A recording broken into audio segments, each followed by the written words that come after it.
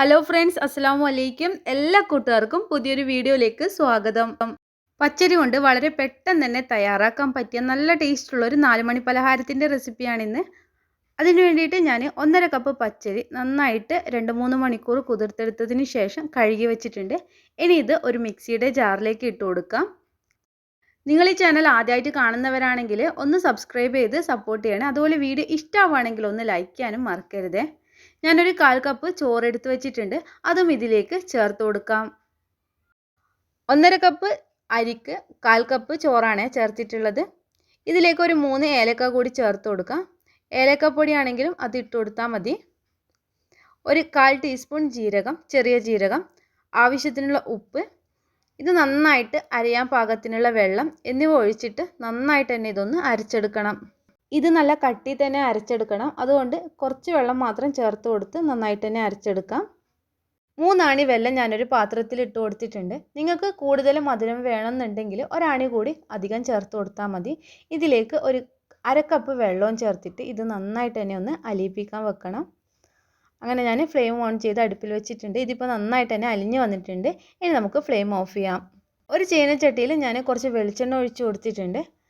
എണ്ണ നന്നായിട്ടൊന്ന് ചൂടാകുമ്പോൾ ഇതിലേക്ക് ചെറുതായിട്ട് അരിഞ്ഞു വെച്ചിരിക്കുന്ന തേങ്ങാ കഷ്ണം ഇട്ട് കൊടുത്ത് ഇതൊന്ന് മൂപ്പിച്ചെടുക്കണം.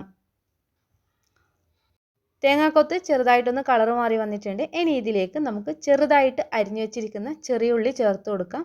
അപ്പോൾ ഇത് ഏകദേശം ഒരു 1/4 കപ്പോളം ചെറിയ ഉള്ളി ചെറുതായിട്ട് അരിഞ്ഞതാണ്. ഇനി രണ്ടും കൂടിയിട്ട് നന്നായിട്ട് തന്നെ ഒന്ന് മൂപ്പിച്ചെടുക്കണം.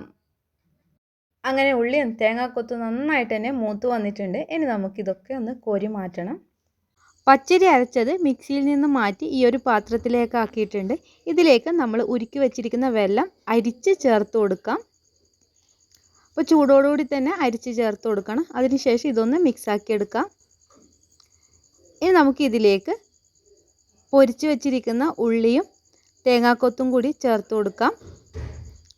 അതുപോലെ തന്നെ ഒരു നുള്ള് സോഡാപ്പൊടി കൂടി ചേർത്ത് കൊടുക്കണം.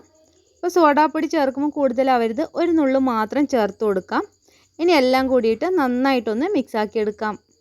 അരി അരച്ചതിലേക്ക് നമ്മൾ വെള്ളം ഉരുക്കിയത് കൂടി ചേർക്കുമ്പോൾ ഈ ഒരു ലൂസിലാണ് ഉണ്ടാവുക. കട്ടി കൂടുതലാണെങ്കിൽ കുറച്ച് വെള്ളം ചേർത്തിട്ടൊന്ന് ലൂസാക്കി എടുത്താൽ മതി. സ്നാക്സ് റെഡിയാക്കാൻ വേണ്ടിയിട്ട് ഞാൻ ചീനച്ചട്ടി വീണ്ടും അടുപ്പിൽ വെച്ചിട്ടുണ്ട്. ഇതിൽ 1 ടീസ്പൂൺ വെളിച്ചെണ്ണ ഒഴിച്ചു കൊടുത്തിട്ടുണ്ട്. നമ്മൾ റെഡിയാക്കിയ മാവ് നന്നായിട്ടൊന്ന് മിക്സാക്കിയതിന് ശേഷം ഇതിലേക്ക് 2 സ്പൂൺ മാവ് ഒഴിച്ചു കൊടുക്കാം. ചെറിയ സ്പൂൺ ആയതുകൊണ്ടാണ് 2 സ്പൂൺ ഒഴിച്ചു കൊടുത്തത്. ഇനി ഇത് മൂടി വെച്ച് ലോ ഫ്ലെയിമിൽ ഒരു 5-6 മിനിറ്റ് നന്നായിട്ട് തന്നെ ഒന്ന് വേവിച്ചെടുക്കണം. ഇപ്പം ചെറുതായിട്ട് വെന്തിട്ടുണ്ടാവും. നമുക്ക് മൂടി തുറന്ന് നോക്കാം. അപ്പോൾ ഇതിൻ്റെ അടിവശമൊക്കെ നന്നായിട്ട് വെന്തിട്ടുണ്ട്. ഇനി നമുക്കിതൊന്ന് തിരിച്ചിട്ട് കൊടുക്കണം. തീ ലോ ഫ്ലെയിമിൽ വെച്ചിട്ട് വേണം ഇത് ചുട്ടെടുക്കാൻ, അല്ലെങ്കിൽ പെട്ടെന്ന് തന്നെ കരിഞ്ഞു പോവും. അതൊന്ന് ശ്രദ്ധിക്കണേ. ഇനി ഇതിൻ്റെ മുകൾ വശവും നന്നായിട്ട് വേവിച്ചെടുക്കണം. അങ്ങനെ 2 വശവും നന്നായിട്ട് തന്നെ വെന്തിട്ടുണ്ട്. ഇനി നമുക്കിത് കോരി മാറ്റാം. 10 മിനിറ്റിൽ ചെയ്യാൻ പറ്റിയ ഈസി ആയിട്ടുള്ളൊരു പലഹാരമാണ്.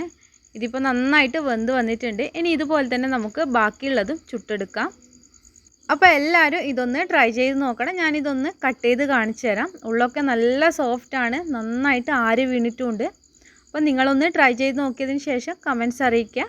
വീഡിയോ ഇഷ്ടമായിട്ടുണ്ടെങ്കിൽ ലൈക്ക് ചെയ്യാനും ഷെയർ ചെയ്യാനും സബ്സ്ക്രൈബ് ചെയ്യാനും മറക്കരുത്. ഇൻഷാ അല്ലാഹ് മറ്റൊരു വീഡിയോയുമായി വീണ്ടും കാണാം. അസ്സലാമു അലൈക്കും.